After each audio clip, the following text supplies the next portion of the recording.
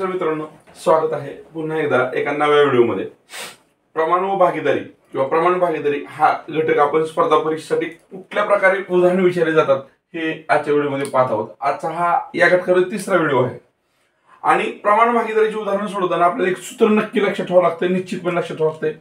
ते सूत्र असं आहे, भांडवलाचे गुणोत्तर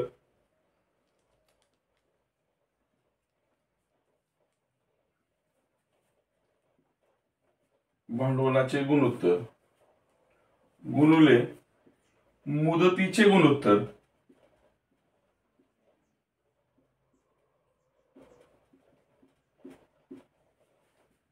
बरोबर नफ्याचे गुणोत्तर।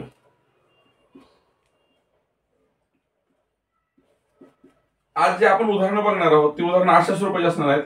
दोन मित्र आहेत, त्या मित्रांनी काही रक्कम काही कालावधीसाठी एका व्यवसायात गुंतवलेली असेल आणि त्यानंतर त्यांना त्या व्यवसायात काही नफा किंवा तोटा झाला असेल, तर त्या नफ्यात त्या दोघांपैकी एकाचा वाटा किती असेल किंवा त्याच्यावर आणखी काही आपल्याला उदाहरण विचारले असतील, तर आपण उदाहरण कसं सोडवायचं हे प्रत्यक्षात या उदाहरणाच्या मदतीने बघूया। भिकोबाने 4000 रुपये 5 महिन्यासाठी व तुकारामने 3000 रुपये 4 महिन्यासाठी एका व्यवसायात गुंतवले। त्यांना एकूण नफा हा 1600 रुपये झाला, तर भिकोबाचा नफ्यातील वाटा किती? आता सुरुवातीला आपल्याला या सूत्राप्रमाणे भांडवलाचं गुणोत्तर लिहावं लागेल। भांडवलाचं गुणोत्तर लिहित असताना आपल्या लक्षात येते भांडवलाचं गुणोत्तर कसं लिहिता येतं आपल्याला, तर पहिल्यांदा भिकोबा आहे 4000 रुपये, नंतर तुकाराम आहे त्याचे 3000 रुपये आहेत, शून्याला शून्य गेले, हे 3 शून्य, 4 3 झालं। मुदतीचं गुणोत्तर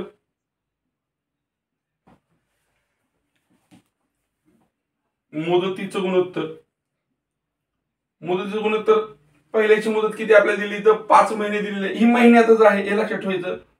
काही वेळेस 1 महिन्यात आणि 1 वर्षात दिलेलं असेल ते बदलावं लागेल।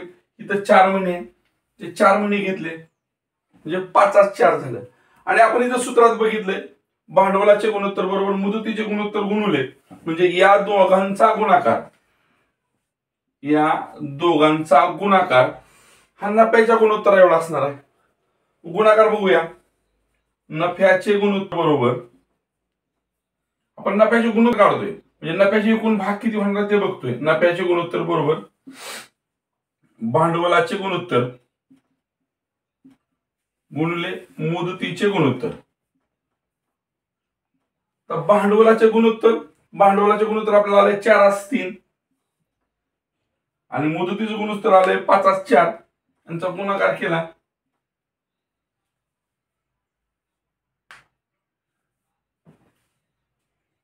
तर या 4 ला 4 जातं, नफ्याचं गुणोत्तर होते 5 3 किंवा 5/3, म्हणजेच नफ्याचे एकूण भाग किती होणार आहेत, हे 5 अधिक हे 3 8 भाग होणार आहेत।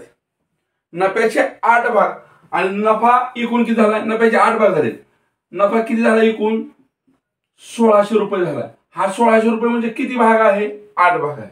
पैकी आपल्याला विचारलं कोणाचा वाटा नफ्यातला, भिकोबाचा वाटा बघितला, म्हणजे भिकोबाचा वाटा, भिकोबा पहिल्यांदा वर आहे, म्हणजे किती रुपये मिळतील भिकोबाला 5 भागासाठी, 8 भाग म्हणजे 1600 रुपये, 5 भाग म्हणजे किती? आणि मग हे समचलनात असं आपण काल उदाहरणात बघितलं। आणि समचलनात असल्यानंतर प्रश्नचिन्हाची किंमत काढण्यासाठी आपण काय करतो, प्रश्नचिन्ह गुणुले 8 बरोबर 1600 गुणुले 5। हेच उदाहरण थोडंसं आपण इकडे लिहूया, 1600 गुणुले 5 भागिले 8 बरोबर प्रश्नचिन्ह। हे इकडे लिहिलं काय, इकडे लिहिलं काय, 8 एके 8, 8 दुने 16, 200 गुणिले 5 म्हणजेच 1000 रुपये हा त्या 1600 मधील भिकोबाचा वाटा असेल आणि 1000 रुपये हा पर्याय आपल्याला 4 नंबरला दिसतोय, म्हणजे भिकोबाचा या नफ्यातला वाटा 1000 रुपये असणार। याच्यावरून आपल्याला लक्षात येते की तुकारामचा वाटा किती असणार आहे, 600 रुपये असणार आहे। पुढे गणित असं विचारलं जाऊ शकतो की नफ्यातील वाटा तुकारामचा भिकोबापेक्षा किती कमी आहे, किंवा पुढे उदाहरण असं विचारलं असेल, भिकोबाचा नफ्यातील वाटा हा तुकारामपेक्षा कितीने जास्त आहे. उदाहरण विचारल्याप्रमाणे आपण बदल करून सोडवू शकतो. अशा प्रकारचे आणखीन 2 उदाहरणं बघूया आपण.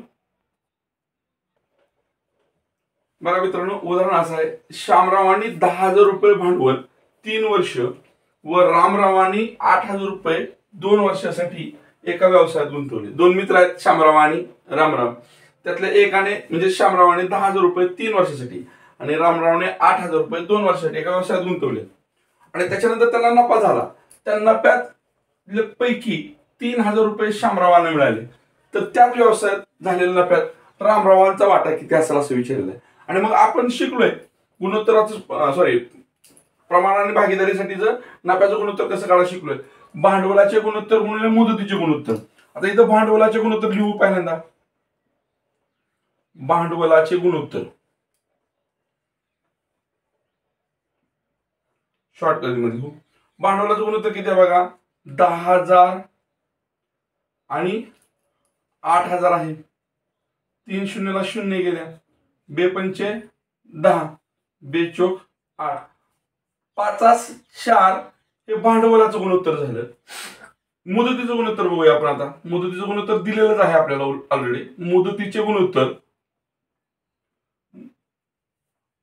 काय आहे, 3 वर्ष आणि 2 वर्ष.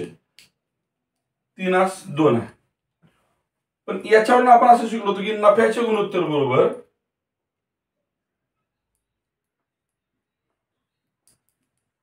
ह्या दोन्हीचा गुणाकार. भांडवलाच्या गुणोत्तर गुणिले मुदतीचे गुणोत्तर म्हणजेच नफ्याचे गुणोत्तर बरोबर 5:4 गुणिले 3:2. गुणाकार जर केला तर 15:8 अशा पद्धतीने गुणोत्तर येत आहे. मग इथं आपल्याला एकूण नफा किंवा नफ्याचं वाटप दिलेलं नाही, तर ते दिलंय काय आपल्याला, रामरावांचा नफा दिलाय, श्यामरावांचा नफा दिलाय. तर रामरावांचा नफा किती असेल आपल्याला माहित आहे. वरची बाजू ही आपण रामरावांची घेतलेली आहे, वरची बाजू ही रामरावांची घेतलेली आहे. म्हणजे हा नफा कोणाचा, श्यामरावांचा आहे. हे श्यामरावांचा, हे श्यामरावांचा. हा नफा श्यामरावांचा आहे आणि हा नफा कोणाचा आहे, रामरावांचा आहे.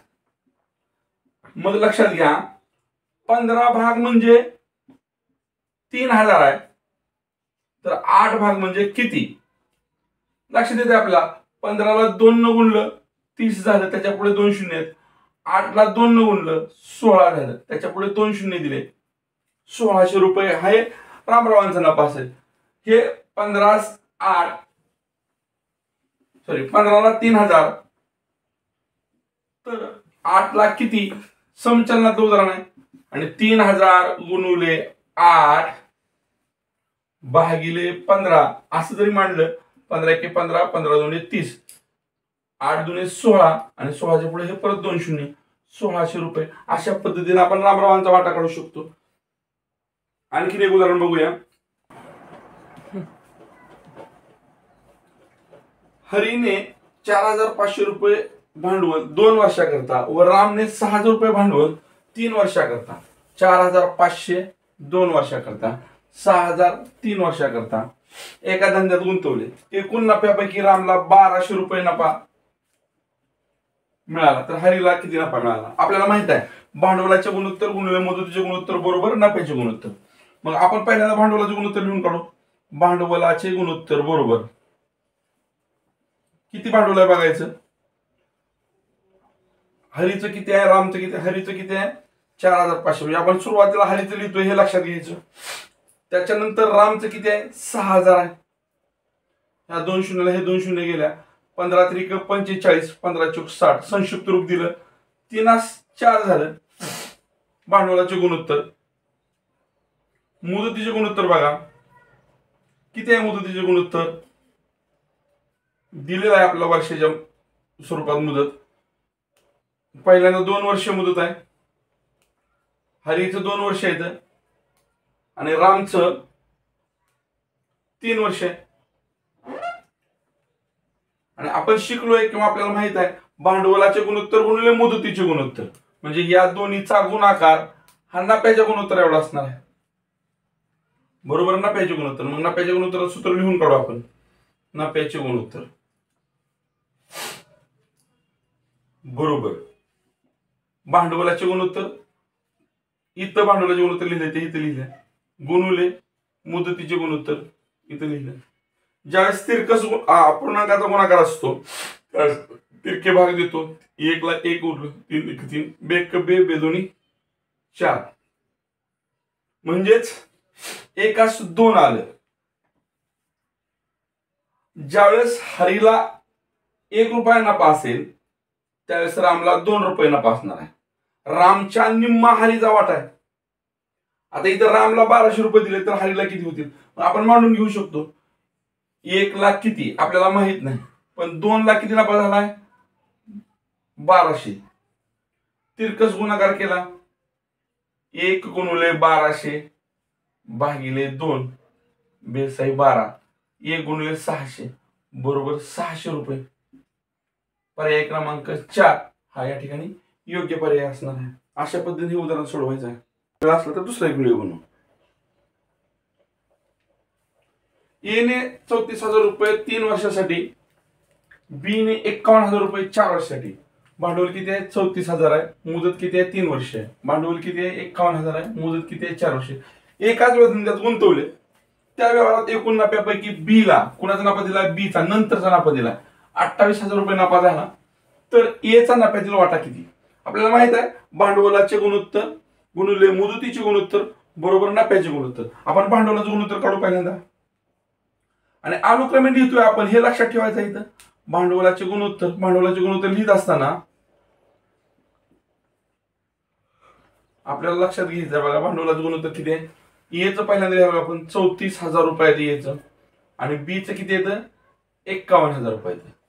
3 शून्याला ह्या 3 शून्य गेल्या, 17 2 34, 17 3 51. भांडवलाचं गुणोत्तर आलं 2 3. मुदतीचं गुणोत्तर बघा किती आहे. मुदतीचं गुणोत्तर इथं किती दिलंय 3 वर्ष आणि 4 वर्ष, 3 4 आहे. आणि मग नफ्याचे गुणोत्तर काय सांगते आपल्याला, नफ्याचे गुणोत्तर बरोबर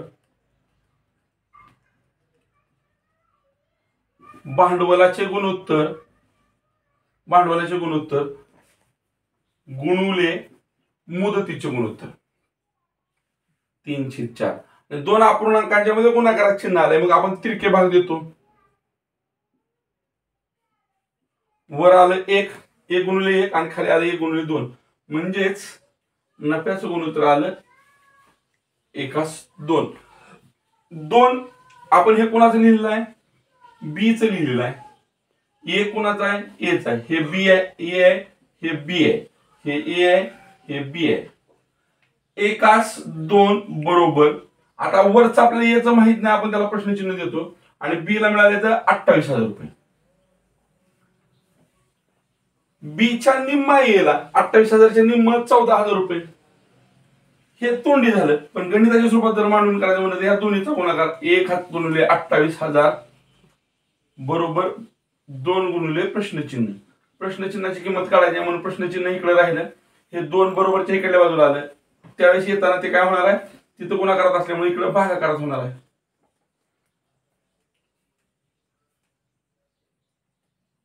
14,000 रुपये. पर्याय क्रमांक 2. अशा पद्धतीने आपलं हे उदाहरण सोडवायचं. खूप सोपे उदाहरण आहेत. एका धंद्यात अ आणि ब ने अनुक्रमे 4,800 रुपये 4 महिन्यासाठी व 6,400 रुपये 5 महिन्यासाठी गुंतवले. त्या व्यवहारात झालेला नफा त्यांनी कोणत्या प्रमाणात वाटून नफा प्रमाणात वाटायचा आहे, म्हणजेच नफ्याचं गुणोत्तर काढायचं आहे. आणि मग आपल्याला माहित आहे, आपण शिकलोय भांडवलाचे गुणोत्तर बरोबर भांडवलाचे गुणोत्तर गुणुले मुदतीचे गुणोत्तर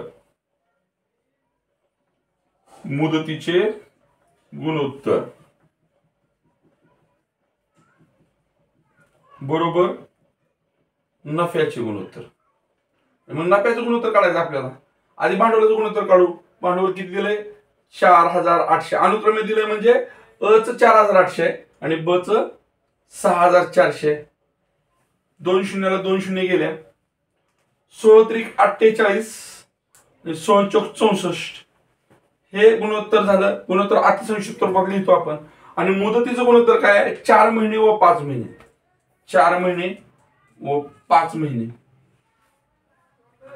हे दोन गुणोत्तर मिळाले आपल्या. भांडवलाचं गुणोत्तर मिळालं, मुदतीचं गुणोत्तर. आता नफ्याचं गुणोत्तर काढायचं आहे. आणि मग नफ्याचं गुणोत्तर म्हणजेच काय असतं? भांडवलाच्या गुणोत्तराचा आणि मुदतीच्या गुणोत्तराचा गुणाकार असतो. मग आपण तो काढूया. 3/4 किंवा 3/4 ला 4/5 न गुणले. दोन अपूर्णांकांच्या मध्ये जर गुणाकाराचे चिन्ह असेल तर आपण तिरका भाग देतो. 4 ला 4 गेले, 1 उरले, 1 असे 1 राहिले. म्हणजेच नफ्याचं गुणोत्तर किंवा नफा वाटून घ्यायचा कसा? 3/5 प्रमाणात. मग 3/5 आपल्याला पर्याय आहे. पर्याय क्रमांक 3. अशा पद्धतीने हा प्रश्न सोडवायचा आहे. विद्यार्थी मित्रांनो, आज आपण नफ्याचं वाटप कसं करायचं किंवा नफा ए ला किती मिळाला यावरून बी चा नफा काढायचा, या प्रकारची उदाहरण शिकलो. उद्याच्या उदाहरणात आपण शिकणार काय बघा. भांडवल दिलं असेल एकाचं, दोघांचंही मुदत दिलं असेल आणि दोघांचाही नफा दिला असेल, त्यावेळेस एकाचं भांडवल किती असेल हे काढायचं. किंवा दोघांचंही भांडवल दिलं असेल, एकाची मुदत दिलेली असेल, त्यावेळेस दुसऱ्याची आणि नफ्याचं गुणोत्तर दिलं असेल किंवा नफा दिला असेल, त्यावेळेस मुदतीचं गुणोत्तर कसं काढायचं किंवा मुदत कशी काढायची, या प्रकारची उदाहरणं आपण उद्याच्या व्हिडिओमध्ये बघणार आहोत. तर नक्की भेट द्या. धन्यवाद.